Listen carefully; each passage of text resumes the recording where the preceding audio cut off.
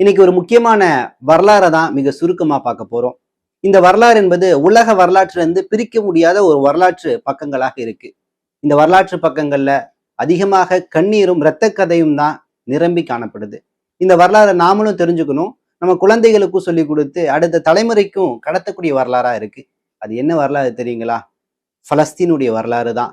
இது எவ்வளவு முடியுமோ அவ்வளவு சுருக்கமா இந்த காணொலியில் நம்ம பார்ப்போம். பலஸ்தீன் பலஸ்தீன் நாட்டை பொறுத்த வரைக்கும் அதோடைய நிலப்பரப்பு பார்த்தீங்கன்னா கிட்டத்தட்ட 28,000 சதுர கிலோமீட்டர் மட்டும்தான். இந்த நிலப்பரப்பை நம்ம கேட்கும் போது ஒரு பெரிய நிலப்பரப்பு போல தெரியும். ஏனென்றால் பல நூற்றாண்டுகளாக இந்த நிலப்பரப்புல சண்டை நடந்துட்டு இருக்கு, போர் நடந்துட்டு இருக்கு, லட்சக்கணக்கான மக்கள் இறக்குறாங்க. அப்படின்னா அந்த நிலப்பரப்பு அவ்வளவு பெரியதா அப்படின்னு கேட்டீங்கன்னா நிச்சயமா கிடையாது. இதை நம்ம கம்பேரிட்டிவ் பண்ணி பார்த்தோம்னா தமிழ்நாட்டுடைய அளவுல வெறும் 20% தான். இப்ப 28,000 சதுர கிலோமீட்டர் நான் சொன்னேன்ல, தமிழ்நாடு 1,30,30,000 சதுர கிலோமீட்டர். கேரளா அண்டை மாநிலமா இருக்கக்கூடிய கேரளா கிட்டத்தட்ட 38,000 சதுர கிலோமீட்டர். அப்ப இதுல உங்களுக்கு தெரிஞ்சிருக்கும், தமிழ்நாடு 130, கேரளா 38, இது வெறும் 26 சதுர கிலோமீட்டர் தான். அப்ப தமிழ்நாட்டுல 20% தான் ஒட்டுமொத்த பலஸ்தீன். நான் சொல்றது 1948க்கு முன்னாடி இருந்த நிலப்பரப்பு. அப்ப இவ்வளவு பெரிய நிலப்பரப்புக்கு தான், இவ்வளவு சிறிய நிலப்பரப்புக்கு தான் இன்னைக்கு இவ்வளவு பெரிய போர்கள் நடந்துட்டு இருக்கு. அப்ப இந்த நிலப்பரப்புல அவ்வளவு என்ன வேல்யூ இருக்கு? இந்த நிலப்பரப்பு ஏன் அவ்வளவு தேவை இருக்கு யூதர்களுக்கு, இஸ்லாமியர்களுக்கு அப்படின்னு கேட்டீங்கன்னா, இந்த நிலப்பரப்புக்கு பின்னாடி ஆன்மீக விஷயங்களும் இருக்கு, பல்வேறு மத அடிப்படையான நம்பிக்கைகளும் இருக்கு. ஏனென்றால் உலகத்துல முஸ்லிம்கள், கிறிஸ்தவர்கள், யூதர்கள் இந்த 3 பேரும் இருக்கக்கூடிய, வணங்கக்கூடிய வரலாற்று தொன்மைமிக்க இடங்கள் எதுன்னு கேட்டீங்கன்னா பலஸ்தீன் தான். பலஸ்தீன்ல இஸ்லாமிய வரலாறு ஆரம்பிக்குது, யூதர்களுடைய வரலாறு ஆரம்பிக்குது, கிறிஸ்தவர்களுடைய வரலாறு ஆரம்பிக்குது. அப்படிப்பட்ட இந்த 3 மார்க்க மதத்தின் ஒரு நிலையிடமாக, பேசுபொருளாகத்தான் இவ்வளவு ஆண்டுகள் இந்த பலஸ்தீன் இருந்திருக்கு. உலகத்துல ஐநாவினால இதுவரையும் தீர்க்க முடியாத பிரச்சனைனா பலஸ்தீன் இஸ்ரேல் பிரச்சனை தான். அந்த அளவு இந்த பிரச்சனை இன்னைக்கு வரையும் நடந்துட்டு இருக்கு. இன்றோடு தூஃபான் அல் அக்ஸா என்று சொல்லக்கூடிய பலஸ்தீன் விடுதலைக்கான போர் 2023 அக்டோபர் 7 ஆரம்பிச்ச போர் இன்னைக்கு கிட்டத்தட்ட 1057 நாட்களை கடந்து இன்னைக்கு நடந்துட்டு இருக்கு. பல மக்கள் இன்னைக்கு இறந்திருக்கிறாங்க அப்படிங்கிற விஷயங்கள் பார்க்க முடியுது. இப்ப வரலாற்றுக்குள்ள நம்ம போவோம். 13ஆம் நூற்றாண்டு, அதற்கு முன்பு இருக்கக்கூடிய பகுதிகளுக்குள்ள நான் போல, அதை பத்தி பெரிய ஆய்வு செய்யணும். ஆனால் 13ஆம் நூற்றாண்டுல பலஸ்தீன் மண்ணுல அங்க இருக்கக்கூடிய அரபிகள், முஸ்லிம்கள் வாழ்ந்து கொண்டிருந்தார்கள். அவர்கள் தான் அந்த நிலத்துடைய பூர்வகுடி மக்களாக இருக்காங்க. இப்ப 2ஆம் தட்டு மக்கள் யாரா இருக்காங்கன்னு கேட்டீங்கன்னா யூதர்கள். யூதர்களும் அங்க வாழ்ந்தாங்க.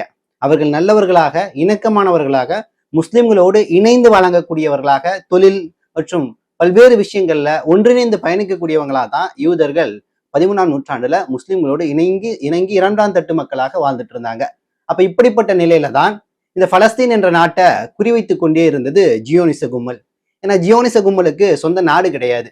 அவர்கள் கிட்டத்தட்ட 12 நாடுகளுக்கு மேல அகதிகளா சுத்திட்டு இருந்தாங்க. அவர்களுக்கு நிலம் கிடையாது, சொந்த நிலம், சொந்த பூமி எதுவுமே கிடையாது. ஏனென்றால் இந்த விஷயங்கள் கூட குரானில் சொல்லப்படுகிறது. ஏனென்றால் அவர்கள் இறைவனுக்கு மாறு செஞ்சிட்டாங்க, இறைவனுக்கு நன்றி கெட்ட விதத்துல வாழ்ந்துட்டாங்க. அதனால அவர்கள் நன்றி கெட்டவர்களாகவே உலகத்துல நிலமற்றவர்களாக திரிந்து கொண்டிருப்பார்கள் அப்படிங்கிற மாதிரி குரானுடைய வசனங்களையும் நம்ம பார்க்க முடியுது. ஆனால் வரலாற்று ரீதியாக அவர்களுக்கு சொந்த நிலம் கிடையாது. அப்ப அதற்கு முன் 13ஆம் நூற்றாண்டுக்கு முன்பு இருக்கக்கூடிய வரலாறுக்குள்ள போனோம்னா அவர்கள் பலஸ்தீன்ல இருந்து வெளியேறிட்டாங்க. ஏன்னா அங்க பஞ்சம், பட்டினி இருந்துச்சு, பாலைவன நிலமா இருந்துச்சுன்னு சொல்லக்கூடிய வரலாறு அதுக்குள்ள போகும். நம்ம 13 இருந்து தான் இந்த வரலாற்றை பார்த்துட்டு இருக்கோம். சோ இப்படிப்பட்ட நிலையில தான் அவர்கள் நமக்குன்னு ஒரு நாடு வேணும்னு சொல்லக்கூடிய ஒரு யோசனைக்குள்ள போறாங்க. அந்த யோசனையில ஜியோனிஸ்டுகளின் தந்தை என்று சொல்லக்கூடிய நபர் தான் தியோடர் ஹெர்சல். இந்த தியோடர் ஹெர்சல் தான் 1875ல ஒரு முடிவு எடுக்கிறாரு. நமக்கு நிச்சயமா ஒரு தேசம் வேணும், ஒரு நாடு வேணும், நம்ம இப்படி சுத்திட்டே எல்லாம் இருக்க முடியாது அப்படின்னு சொல்லிட்டு ஒரு நாட்டை பிடிக்கலான்னு முடிவு செய்யும் போதுதான் வரலாற்று பின்புலங்கள் அப்படிங்கிறதோட வேத பின்புலங்களோடு வாக்களிக்கப்பட்ட பூமி என்ற அடிப்படையில மதவாத சிந்தனையிலிருந்து நமக்கு கொடுக்கப்பட்ட, இறைவனால் கொடுக்கப்பட்ட பூமி எதுன்னு கேட்டீங்கன்னா பலஸ்தீன் பூமி தான் சொல்லிட்டு அங்க ஆல்ரெடி இருக்கக்கூடிய அரபிகளை காலி செய்ய வேண்டும், அவர்களிருந்து நிலத்தை பிடுங்க வேண்டும் என்ற அடிப்படையில வேத பின்புலத்தோடு அவங்க என்ன பண்றாங்க, பலஸ்தீன் நோக்கி குறி வைக்கிறாங்க 1875ல. இதற்காக 1897ல சுவிட்சர்லாந்துல ஒரு ரகசிய மாநாடு நடக்குது, ஒரு கூட்டம். இந்த கூட்டத்துல எப்படி நம்ம பலஸ்தீன் நிலத்தை கைப்பற்ற போறோம், எப்படி யூதர்கள் எல்லாம் இங்க வர வைக்க போறோம்னு சொல்லக்கூடிய பல்வேறு டிஸ்கஷன் எல்லாம் நடந்துட்டு இருக்கு. இப்படி நடந்துட்டு இருக்கக்கூடிய சமயத்தில் தான் இந்த கூட்டம் முடிந்து பிரிட்டன் ஆதரவு கேட்கிறாங்க. பிரிட்டன் எங்களுக்கு நீங்க என்ன பண்ணி கொடுங்க, இந்த பலஸ்தீனை எங்களுக்கு சொந்தமாக்கி கொடுங்கன்னு கேட்கறாங்க. ஆனால் பிரிட்டன் என்ன சொல்லிருச்சுன்னா, நான் பண்ணித்தரேன், மித்த மேற்குலக நாடுகள் என்ன பண்ணுன்னு தெரியலன்னு சொல்லிடுச்சு. ஆனால் மேற்குலக நாடுகள்கிட்ட கேட்கும் போது அது மறுத்துருச்சு, நாங்க எதுவுமே செய்ய முடியாதுன்னு. இந்த பிட்வீன் கேப்ல யூதர்களை பொறுத்த வரைக்கும் குரானும் சில இடங்கள்ல தெளிவா சொல்லுது, யூதர்கள் பயந்தவர்கள், ஆனால் யூதர்கள் மிகப்பெரிய அறிவிஞானம் மிக்கவர்கள். அதனாலதான் யூதருடைய அந்த வழித்தோன்றர்கள் வரக்கூடிய இங்க இருக்கக்கூடிய ஐயர்கள் இருக்காங்கல்ல, பார்ப்பனர்கள், அவர்கள் அறிவுல வந்து மிகப்பெரிய அளவுல காணப்படுறாங்க அப்படிங்கிற மாதிரி விஷயங்கள் பார்க்கப்படும். ஏனென்றால் கைபர் கணவாய் வழியாக வந்தவர்கள் தானே, யூத வழித்தோன்றர்கள் தான் இந்த பார்ப்பனர்கள் அப்படின்னு நம்ம பார்க்க முடியுது. ஸோ அவர்கள் அறிவிஞானம் மிக்கவர்களாக இருந்தனால தொழில்நுட்ப வளர்ச்சி, அறிவியல் வளர்ச்சின்னு சொல்லிட்டு இன்னைக்கு உலகத்துல நீங்க வந்து நோபல் பரிசுடைய லிஸ்ட் எடுத்தீங்கன்னா அதிகமான எல்லா கண்டுபிடிப்புகள்லையும் யூதர்கள் இருக்கக்கூடிய நிலையை பார்க்க முடியுது. அந்த அளவு அறிவிஞானம் மிக்கவர்களாக இருக்கிறாங்க. ஸோ அந்த அறிவிஞானத்தை பயன்படுத்தி மேற்குலகத்துல ஐரோப்பிய நாடுகள்ல பல்வேறு கண்டுபிடிப்புகளை கண்டுபிடிக்கிறாங்க. அவங்க செல்வாக்கு எல்லா இடங்களுக்கும் போகுது, எல்லா துறைகளையும் ஜொலிக்கிறாங்க, பொருளாதார அளவில் மேலுறாங்க, அவங்களுக்கு சொத்து பத்து, பொருளாதாரம், புகழ் எல்லாமே கிடைக்குது, பெரிய பெரிய பெயர்கள், விருதுகள் எல்லாம் கிடைக்குது. ஆனால் என்ன, இவ்வளவு கிடைத்தும் தங்களுக்கு ஒரு சொந்த நாடு இல்லையே, சொந்த நிலம் இல்லையேன்னு சொல்லக்கூடிய ஒரு இக்கட்டான நிலையில இருக்கிறாங்க. இந்த சமயத்துல என்ன ஆகுதுன்னு கேட்டீங்கன்னா, பிரிட்டன் ஏத்துக்கிட்டா கூட பிற நாடுகள் ஏத்துக்கல. ஆனால் இவருடைய வளர்ச்சி, அறிவு சார்ந்த வளர்ச்சியை பார்த்துட்டு பிற நாடுகளும் இவங்களை நோக்கி சற்று ஈர்க்க ஆரம்பிக்கிறாங்க. இந்த சமயத்தில் தான் என்ன ஆகுதுன்னா, முதல் உலக போர் நடக்குது. முதல் உலக போரை பொறுத்த வரைக்கும் பிரிட்டன் வந்து யூதர்களுக்கு ஆதரவு கொடுத்தா கூட மற்ற நாடுகள் ஆதரவு கொடுக்கல. ஸோ இந்த முதல் உலக போருக்கு அப்புறம் ஹிட்லர் என்ன பண்றாருன்னா, ஐரோப்பியால இந்த யூதர்களை வந்து கிட்டத்தட்ட 1 லட்சத்துக்கு அதிகமான யூதர்களை கொன்றுட்டாரு அப்படிங்கிற விஷயங்கள் கேள்விப்பட்டிருப்பீங்க. அதோடைய வரலாறு என்பது தனி. ஸோ இந்த கொல்லப்பட்ட பின்னாடி அவர்கள் அகதிகளாக, நாடோடிகளாக தெரிஞ்சிட்டு இருக்கிறாங்க. ஸோ இந்த சமயத்துல இந்த 1875 தியோடர் ஹர்சல் எடுத்தார்ல முடிவு, அந்த முடிவுடைய நெருக்கத்தை நோக்கி போறாரு தியோடர் ஹர்சல். இல்ல இன்னொரு விஷயம், இஸ்ரேல் உருவாக்கப்பட்ட பின்னாடி இவர் அதை பாக்குறதுக்கு இல்லை. ஏன்னா 1875 இவர் வந்து இந்த விஷயத்தை முடிவு பண்ணாரு. 1904 இவர் இறந்துட்டார். அவருக்கு பார்க்கக்கூடிய எந்த சந்தர்ப்பமும் கிடைக்கல. ஆனால் அதை அடுத்தடுத்த கட்டத்தை நோக்கி நகர்த்தி கொண்டு போறாரு. ஸோ 2ஆம் உலக போர் நடக்குது. இந்த போர்ல தான் தெளிவா டிமாண்ட் பண்றாரு, எங்களுக்கு வந்து யூத நாடு வேணும், நீங்க எப்படியா பண்ணி கொடுங்கன்னு சொல்லிட்டு பிரிட்டன்கிட்ட கேட்கறாங்க. அது இல்லாம இன்னும் அமெரிக்கா, ஐரோப்பிய பல்வேறு நாடுகளும் கிட்டத்தட்ட இந்த யூதர்களுடைய டிமாண்டுக்கு கொஞ்சம் இணங்க வருது. ஏன்னா யூதர்களுடைய கண்டுபிடிப்பு பெருசா இருக்கு, இவங்க நமக்கு வேணும், இவங்களோட ஆதாயம் வேணும்னு சொல்லிட்டு, சரி நீங்க எங்களுக்கு இந்த 2ஆம் உலக போர் நடக்குதுல்ல, இதுல எங்களுக்கு நீங்க பக்கபலமா நிக்கணும், அப்படி நின்னீங்கன்னா இதுல நாங்கள் வெற்றி பெற்றோம் அப்படின்னா உங்களுக்கு யூத நாட்டை உருவாக்கி தரோம், நீங்க சொல்லக்கூடிய பலஸ்தீன்ல அப்படிங்கிறாங்க.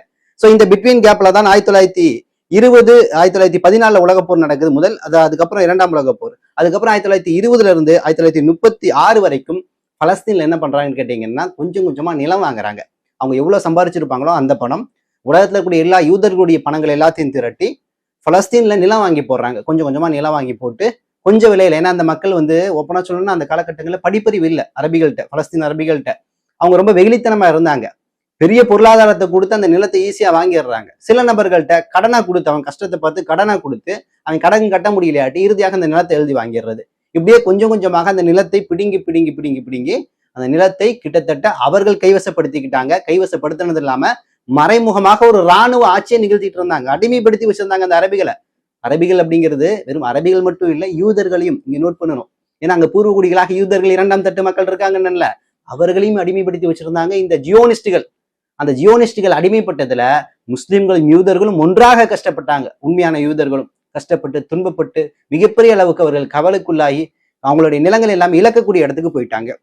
இந்த சிச்சுவேஷன்ல தான் இந்த போர்கள்லாம் முடிஞ்ச பின்னாடி சொன்ன மாதிரி பிரிட்டன் வந்து வெற்றி பெற்றது 2ஆம் உலக போர்ல. பெரிய ஒரு சந்தோஷம். இப்ப யூதர்கள் கேட்கக்கூடிய இந்த விஷயத்தை எப்படி நிறைவேற்றுவது அப்படிங்கிற ஒரு நிலைக்கு போறாங்க. அப்படி போகும்போது தான் ஆல்ரெடி இந்த நிலம்லாம் வாங்கி போட்டிருந்தாங்களே யூதர்கள், இந்த இடத்துல வீடு கட்ட ஆரம்பிச்சிட்டாங்க. வீடுகள், இன்னும் ஹோட்டல்ஸ்ன்னு சொல்லிட்டு பல அடிப்படையில கட்டுமானங்களை கட்டி பல இடங்களை நிரப்பிட்டாங்க. இப்ப இந்த நிலம் வந்து எங்களுக்கானது அப்படிங்கிற உரிமையும் கொண்டாட ஆரம்பிச்சிட்டாங்க. அந்த படிப்பறிவு இல்லாத பாமர அரபிகள் என்ன பண்ணிட்டாங்கன்னா, அவங்களால எதுவுமே பண்ண முடியல. ஏனென்றால் கையில ஆயுதங்கள் இல்லை, கற்கள், எந்த விஷயங்களும் எதிர்த்து போராடு. ஆனால் அவங்கள்ட்ட இராணுவம் இருக்கு, இராணுவத்தை வைத்து இப்ப மிரட்ட ஆரம்பிச்சிட்டாங்கும் போது வழியே இல்லை. அப்ப இந்த இடத்துலதான் ஐநா உருவாகுது. ஐநா பாத்தீங்கன்னா உங்களுக்கு தெரியும், 1945 ஐநா உருவாகுது. 1945 உருவாகுது. ஐநா டீல் பண்ண முதல் பிரச்சனை என்னன்னா, ஈரான்ல சோவியத் அந்த ராணுவ படை இருந்துச்சுல்ல, அவர்கள் வெளியேற மறுத்தாங்க. அவங்க வெளியேறணும்னு சொல்லிட்டு ஐநா வந்து ஒரு டிமாண்ட் பண்ணுச்சு. அதுதான் வந்து ஐநா டீல் பண்ண முதல் பிரச்சனை. அதுக்கப்புறம் பெரிய பிரச்சனைனா இந்த பலஸ்தீன் இஸ்ரேல் பிரச்சனை தான். இதுக்குள்ள உள்ள என்ட்ரி ஆகுது. உள்ளே என்ட்ரி ஆன பின்னாடி ஐநா ஒரு முடிவு செய்யுது. என்ன முடிவுன்னு கேட்டீங்கன்னா, அதுதான் மிகப்பெரிய இந்த உலகத்திற்கே அநீதமான ஒரு முடிவு எடுக்குது. 1947 நவம்பர் 29 ஐநால தீர்மானம் நிறைவேற்றப்படுது. என்னன்னா, இங்க பாருங்க, பலஸ்தீன்ல நிறைய யூதர்கள் குடியிருப்புலாம் இருக்கு. அவங்களுக்கு சொந்த நிலமாவும் அது இருக்கு. அவங்களுடைய நிலம் பத்திரம்லாம் வச்சிருக்கிறாங்க. அதனால என்ன பண்றோம்னா, இது 2 நாடா நம்ம பிரிச்சிடுறோம். அரபுகள் இருக்கக்கூடிய, முஸ்லிம்கள் இருக்கக்கூடிய நாடு பலஸ்தீன் தனி, யூதர்கள் இருக்கக்கூடிய நாடு இஸ்ரேல் தனி அப்படின்னு பிரிச்சிடலாம்னு சொல்லிட்டு 1947 நவம்பர் 29 இந்த முடிவுக்கு வர்றாங்க. இது எப்ப வந்து பின்பற்றப்படுது அப்படின்னு கேட்டீங்கன்னா, 1948 வந்து முழுமையாக அமலுக்கு வந்து அவர்கள் ஒரு யூத நாடு அறிவிச்சிடுறாங்க. உலக வரைபடத்துல யூத நாடு இல்லவே இல்லை. இஸ்ரேலுங்கிற ஒரு நாடே இல்லை. மேப் எடுத்து பாத்தீங்கன்னா 1947 முன்னாடி. ஆனால் உலக வரைபடத்துல இல்லாத ஒரு நாட்டை சட்டவிரோதமாக உருவாக்கிட்டாங்க. எப்படி உருவாக்குனாங்கன்னு தானே கேக்குறீங்க? 2 நாடுங்கிறாங்கல்ல, இது எந்த இடத்துல அநீதி நடந்திருக்குன்னு பாருங்க. குறிப்பாக இந்த நாட்டுடைய விஷயங்கள்ல பலஸ்தீன்ல இருக்கக்கூடிய அரபிகள் பாத்தீங்கன்னா கிட்டத்தட்ட 70% அரபிகள் இருக்கிறாங்க. அப்ப இந்த நிலப்பரப்புல எவ்வளவு இடம் கொடுக்கணும்? கிட்டத்தட்ட 70%னா 70 கொடுக்கணும், இல்ல 70க்கு மேல கொடுக்கணும். பூர்வகுடி மக்கள் அவங்க. ஆனால் அவங்க என்ன பண்ணாங்கன்னா, பலஸ்தீன்ல கூடிய 70% மக்களுக்கு 45% நிலப்பரப்பு கொடுத்தாங்க. அதே இந்த திருட்டுத்தனமா உள்ள வந்து இந்த நிலத்தை அபகரிச்சு வச்சிருக்கிறாங்கல்ல, அவர்களுக்கு 30% இருக்கக்கூடிய யூதர்களுக்கு, அதுக்கு முன்னாடி பாத்தீங்கன்னா ஒரு 5%, 10%க்குள்ளதான் யூதர்கள் இருந்தாங்க. கொஞ்சம் கொஞ்சமா வாக்களிக்கப்பட்ட பூமின்னு உலகத்துல இருக்கக்கூடிய பல்வேறு பகுதிகளில் இருந்து இங்க வந்து குடியமர்ந்து நிலங்களை வாங்கி போட்டு இப்படி இந்த நிலத்தை திருடுன இந்த வந்தேரிகளுக்கு 30% உயர்த்திய வந்தேரிகளுக்கு கிட்டத்தட்ட 56% நிலப்பரப்ப இந்த ஐநா தூக்கி தாரவாத்தி யூத நாடு என்ற விஷயத்தை உருவாக்கிருச்சு. பெரிய சந்தோஷம் உங்களுக்கு.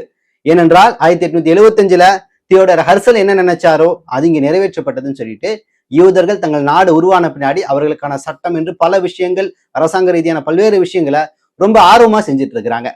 சோ இந்த சமயத்தில் தான் 1967, நான் சொன்னது 1948 உருவாக்குறாங்க. அதற்கிடையில பல்வேறு பிரச்சனைகள் போயிட்டு இருக்குது.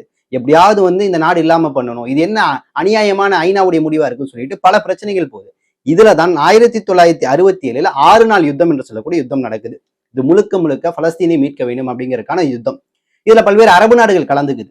இன்னைக்கு இருக்கிற மாதிரி நயவஞ்சகம் கொண்ட நாடுகள் இன்னைக்கு இருக்கு. அதே அன்னைக்கு வந்து அந்த நாடுகள் கொஞ்சம் நேர்மையா இருந்துச்சு.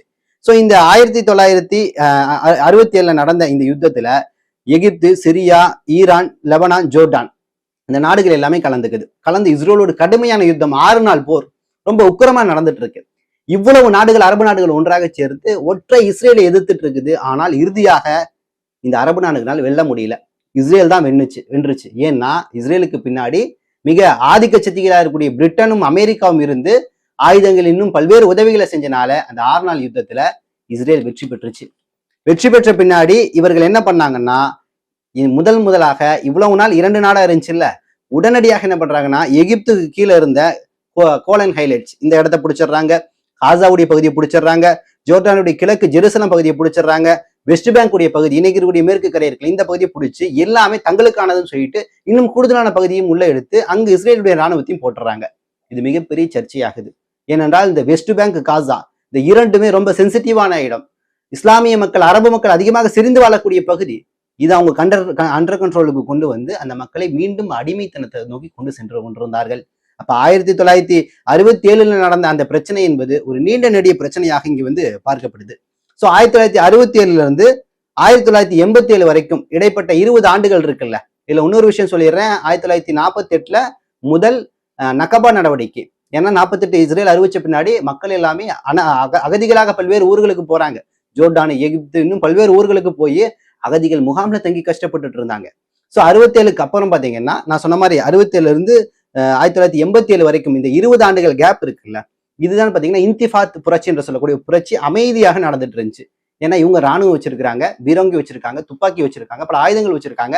நம்மள்ட்ட எந்த ஆயுதமும் இல்லை, ஆனால் நம்ம போராடணும், நம்ம நிலத்துல நம்ம வாழணும் அப்படின்னு சொல்லக்கூடிய அடிப்படையில இந்த கேப்ல தான் மிகப்பெரிய போராட்டங்கள், ஆர்ப்பாட்டங்கள் நடந்துட்டு இருந்துச்சு. இதுல பாத்தீங்கன்னா 2 முக்கியமான விஷயங்கள். ஒன்று பாத்தீங்கன்னா 1973 சவுதி அரேபியாவுடைய ஒரு ஆகச்சிறந்த நிலைப்பாடு. இன்னைக்கு இருக்கக்கூடிய சல்மான்லாம் முழுக்க இஸ்ரேல் சார்பு நிலையில இருக்கிறாரு, நார்மலைசேஷன் செய்யக்கூடிய சூழல்ல இருக்கிறாரு, இஸ்ரேலுடைய அமெரிக்காவுடைய ஆதாயங்களுக்கு தயாரா இருக்கிறாரு. ஆனால் அன்னைக்கு 1975 பாத்தீங்கன்னா அன்றிருந்த மன்னர் ஃபைசல் பின் அசீஸ் அல் சவுத், இவரு தான் ஆகச்சிறந்த ஒரு ஆண்மையுள்ள ஒரு முஸ்லீமாக, ஒரு அரபு தலைவராக நின்று செயல்பட்டாரு. ஏன்னா அவர் வந்து யோம் கிப்போர் என்று சொல்லக்கூடிய ஒரு போர் நடக்குது. சோ இந்த போர்ல பாத்தீங்கன்னா அவர் என்ன பண்றாருன்னா, எந்த அரபு நாடுகள் என்ன பண்ணக்கூடாது, மேற்குலக ஐரோப்பிய நாடுகளுக்கு எண்ணெய் ஏற்றுமதி செய்யக்கூடாதுன்னு சொல்லக்கூடிய தடையை விதிக்கிறார். இதனால மேற்குலகமே ஆடி போயிருது. எண்ணெய் ஏற்றுமதி இல்லாதனால மிகப்பெரிய அளவு திணறி போயிருது.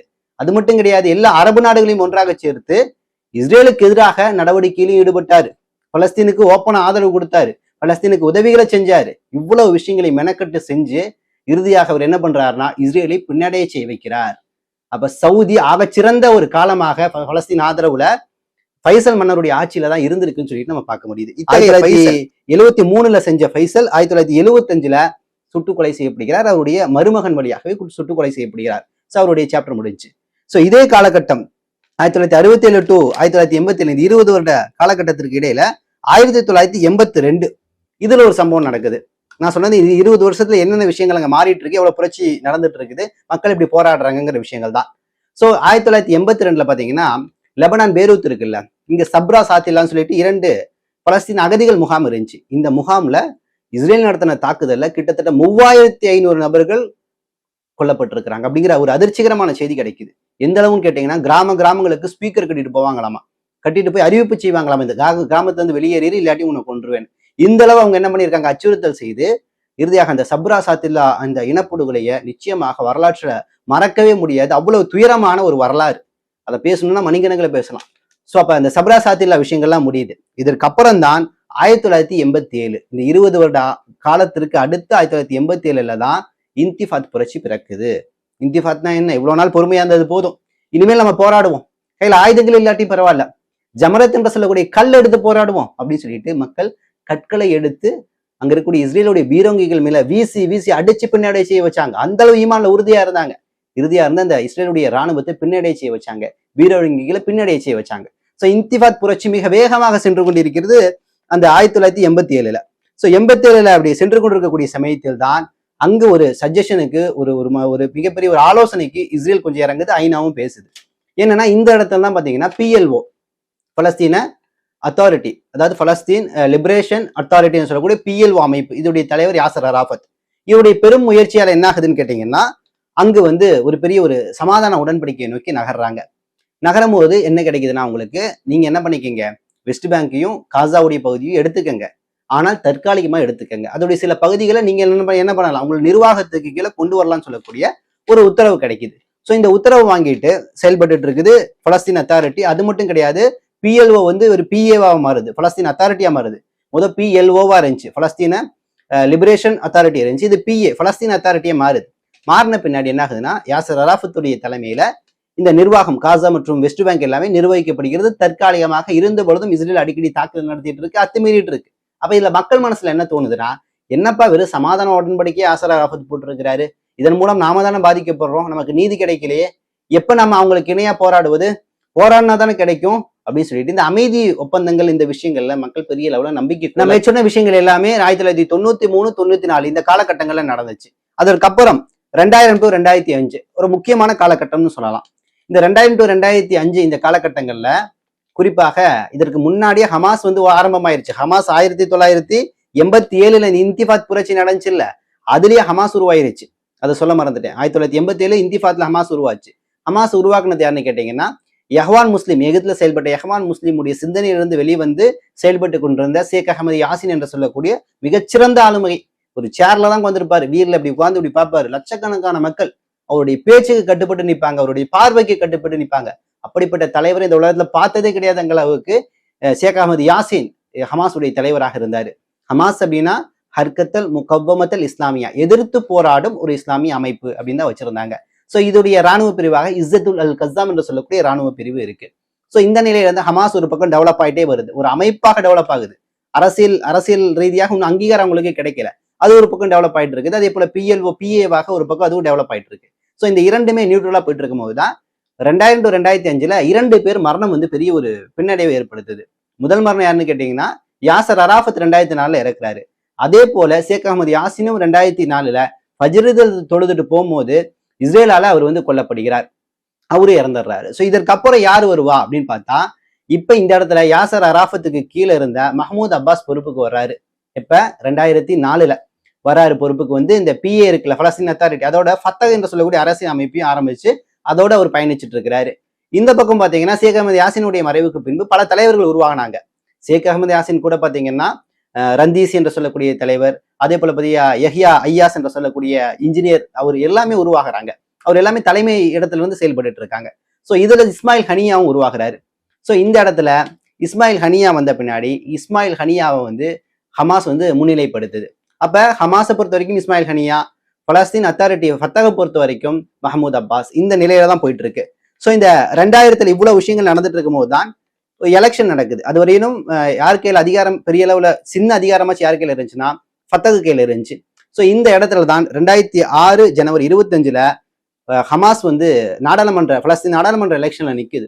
நின்று ஒரு பெரிய வாக்கு வித்தியாசத்துல வெற்றி பெற்று ஒரு மிகப்பெரிய சாதனையை படைச்சு அதிகாரம் படைத்த ஐநாவினால் அங்கீகரிக்கப்பட்ட ஒரு அரசியல் அமைப்பாக 2006 ஜனவரி 25 உதயமாகுது. ஹமாஸ் ஒரு அரசியல் அமைப்பாக உலகம் ஃபுல்லா அங்கீகரிக்கப்பட்டுருச்சு, ஐநாவும் அங்கீகரிச்சிருச்சு. ஸோ இந்த இடத்துல தான் அதிகார பகிர்வு நடக்குது. என்ன அதிகார பகிர்வுன்னு கேட்டீங்கன்னா, இப்ப பாத்தீங்கன்னா இந்த பலஸ்தீனுடைய பிரசிடென்டா யார் வரான்னு கேட்டீங்கன்னா மஹமூத் அப்பாஸ் ஃபத்தகு சார்ந்து, அதே போல பிரைம் மினிஸ்டரா யார் வரான்னு கேட்டீங்கன்னா இஸ்மாயில் ஹனியா ஹமாஸை சார்ந்து வர்றாங்க. இரண்டு பேத்துக்கும் அதிகார பகிர்வு ஏற்பட்டுருச்சு. பகிர்வு ஏற்பட்டு ஆட்சிகள் என்பது நடந்துட்டு இருக்கு. ஆனால் இருந்த பொழுதும் இந்த ஃபத்தகுக்கும் ஹமாஸுக்கும் மத்தியில பல முறை சண்டை நடந்திருக்கு. பல முறை கிட்டத்தட்ட மிகப்பெரிய அளவுல அங்க இரண்டுமே பாதிக்கப்பட்டு இறப்புகள் கூடி நடந்திருக்கு.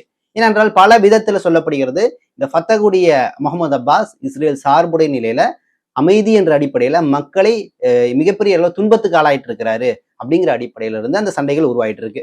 ஸோ இதெல்லாம் மிகப்பெரிய அளவுல எழுச்சி அடைஞ்சிட்டு இருக்கு. ஹமாஸ் ஒரு பக்கம் மிக வீரியமாகவே செயல்பட்டு இருக்கு. ஸோ ஹமாஸுடைய செயல்பாடுகள் எல்லாமே நீங்க கடந்த வரலாறுகள்ல தெளிவா பார்த்துருப்பீங்க. ஸோ இந்த வரலாறுல இருந்து நம்ம நேரா 2023 அக்டோபர் 7 நம்ம போயிடுவோம். ஏனென்றால் அதுக்கப்புறம் ஹமாஸுடைய பயணங்கள், ஃபத்தகுடைய பயணங்கள் சொல்லிட்டு பல விஷயங்கள் இருக்கு. ஸோ இப்ப இந்த இடத்துல தான் நம்ம ஹமாஸுடைய அந்த எழுச்சி எங்கே நம்ம பார்க்குறோம். ஹமாஸ் என்ன முடிவு பண்ணுதுன்னா, நான் சொன்ன மாதிரி இன்திஃபாத்துடைய புரட்சியில இருந்து 1987 இருந்து என்ன முடிவு பண்ணுதுன்னா, இனிமேல் நம்ம என்ன பண்ணணும், அவங்களுக்கு இணையாக நாங்களும் ஆயுதத்தை எடுக்கணும், அவங்களுக்கு இணையாக நாமும் போராடணும். வெறும் நம்ம கையை கட்டிட்டு இருந்தா என்ன பண்றதுன்னு சொல்லிட்டு பல்வேறு சில அரபு நாடுகளுடைய உதவி, குறிப்பாக ஈரானுடைய மறைமுக சப்போர்ட், கத்தார்ல அதோடைய ஹமாஸுடைய ஹெட் குவார்டர் இருந்துச்சு. இந்த அடிப்படையில் அவங்க என்ன பண்றாங்கன்னா, இஸ்ரேலுக்கு எதிராக தங்களை நிலைநிறுத்திக் கொள்வதற்காக தொடர்ந்து போராடிட்டு இருக்கிறாங்க. இப்படி போராட என்ன ஆகுதுன்னா, உயிரிழப்பு அதிகப்பட்டு கொண்டே செல்கிறது. இவர்களும் பல்வேறு தொழில்நுட்பங்களை பயன்படுத்திட்டு இருக்கிறாங்க. ஸோ இப்படி இருக்கும்போது தான் உங்களுக்கு 2023 அக்டோபர் 7 தூஃபான் அல் அக்ஸா என்று சொல்லக்கூடிய ஒரு இறுதிக்கட்ட போர் அப்படிங்கிறதுக்கான ஒரு நிலையை நோக்கி நகர்ந்துட்டாங்க. தூஃபான் அல் அக்ஸா அப்படின்னா இது வந்து மிகப்பெரிய பேரலை, மிகப்பெரிய வந்து ஒரு எழுச்சி அப்படிங்கிற மாதிரி அது பொருள்படும். தூஃபான் அல் அக்ஸா மிகப்பெரிய வெள்ளம் அப்படிங்கிற மாதிரி, அக்ஸாவுடைய வெள்ளம் அப்படின்னு.